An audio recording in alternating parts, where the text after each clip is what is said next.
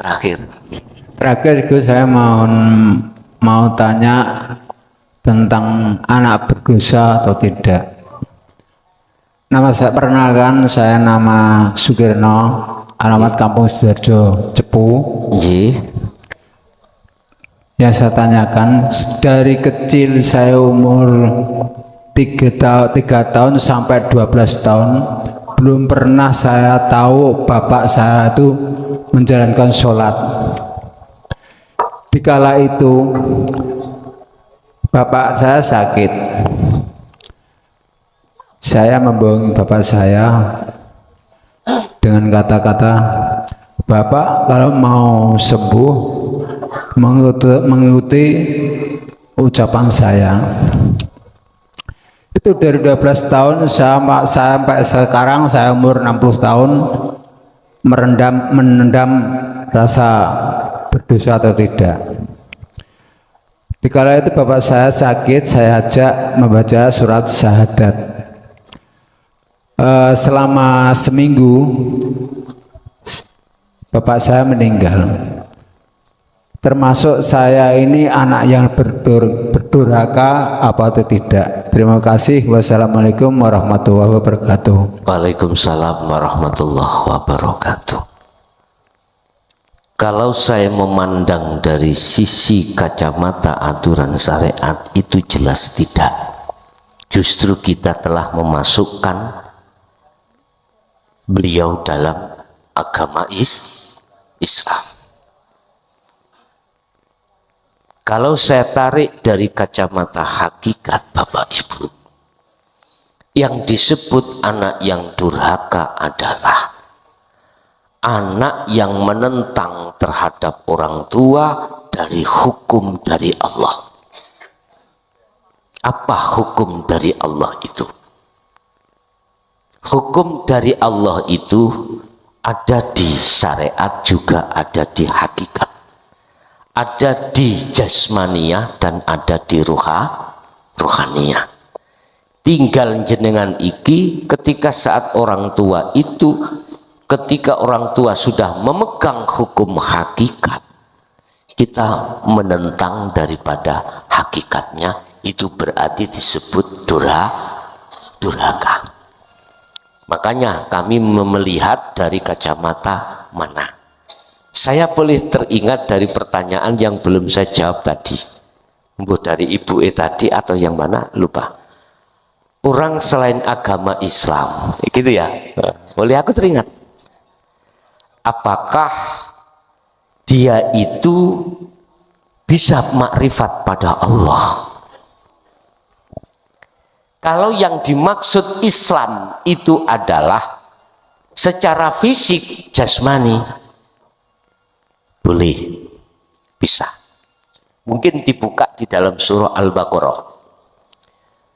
Sobiin, jadi ada golongan sobiin, golongan di mana dia tidak beragama. Kita lihat agamanya gak jelas secara fisik loh ya. Ateis, apa? Ateis saya. Seseorang yang tidak mempunyai agama, tapi dia percaya adanya Allah.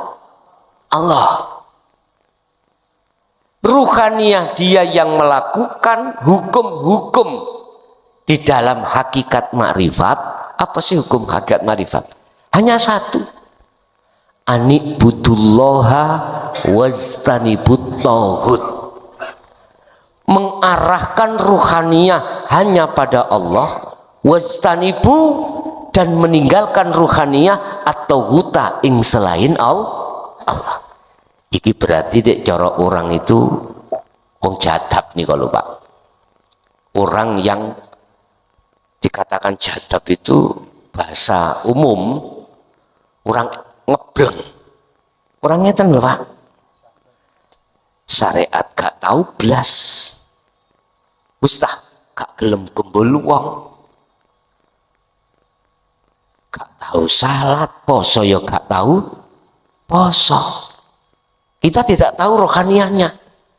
Ternyata ada Pak seseorang yang mempertahankan rohaniyahnya itu pada Allah, ditaruhkanlah jasmani ini, dikorbankanlah, mungguh menungso dikatakan orang bejat. Ditakoi agama Islam, lihat KTP ini Islam Pak, ora tahu sholat, ora tahu zakat, tidak pernah puasa, haji apalagi. Di mata umum kita menganggap dia orang yang wis rusaklah di mata Allah. Kita menganggapnya di situ, melihatnya di situ. Tapi kita tidak tahu ruhaniyahnya itu menjaga hubungan langsung dengan Allah.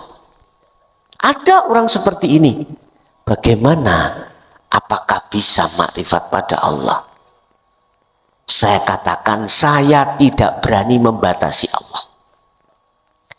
Allah berkehendak seperti itu, kekasih dibentuk Allah seperti itu, bisa. Bisa. Mungkin ada yang kenal Gus Komari, Woro Kandangan. Ada yang kenal? Ini putih sih. Loh iya bener iki cepu. Kalau sampai lali nek iki mang cepu. Kalau kinten sekitar rumahku mawon.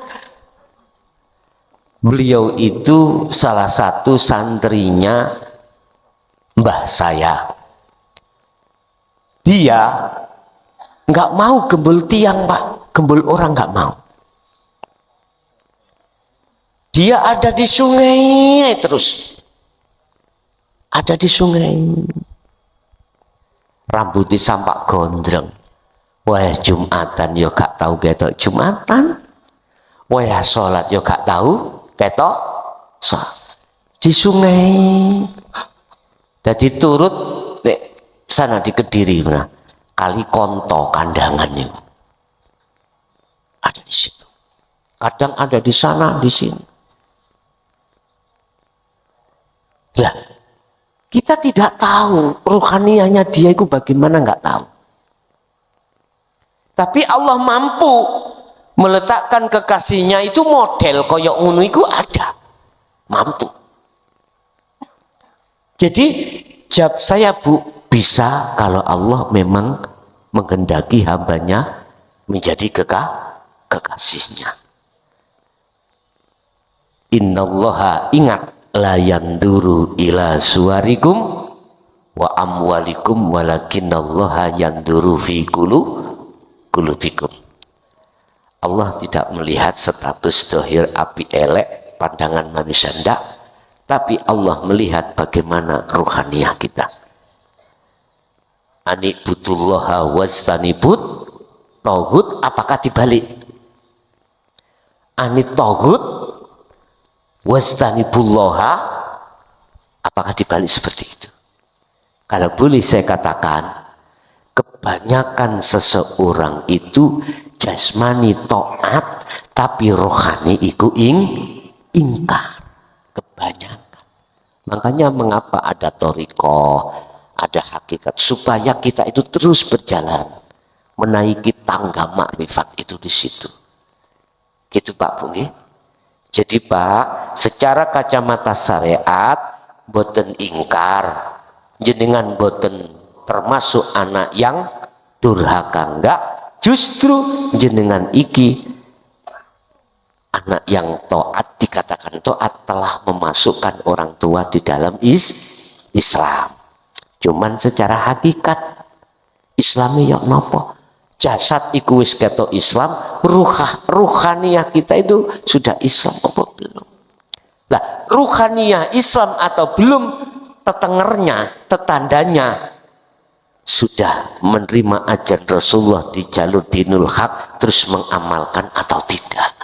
Hanya itu barometernya. Oke, cukup ini. Pun Bapak Ibu hadirin jamaah rahimakumullah, jam 12 kurang 5 menit, kita besok juga ada aktivitas lain. Semua yang diberikan Allah awal sampai akhir semoga menjadi ilmu yang berkah, ilmu yang bermanfaat, baik datang kita lan anak putu kita ila yaumil qiyamah. Lahumul Fatihah. A'udzubillahi minasyaitonir rajim. Bismillahirrahmanirrahim. Allahumma shalli wa sallim ala sayyidina Muhammad. Alhamdulillahi rabbil alamin. Ya Fattahu ya Alim, iftah lana bifutuhil arifin wa ila auladina wa azwazina wa zurriyatina wa ahli baitina wa jami'i man tabi'ana ya Allah. Nawwir qulubana wa ilaihim binuri hidayatika wa ma'unatika wa rahmatika wa syafa'atika wa ma'rifatika fid dini wa dunya wal akhirah. Yassir lana ya Allah fi umuri wa afina umuri dunya wa umuri akhirah. Rabbana atina fid dunya hasanah wa fil akhirati hasanah wa qina adzabannar. Wa sallallahu ala sayyidina Muhammad. Alhamdulillahi rabbil alamin. Al-Fatihah. Bismillahirrahmanirrahim.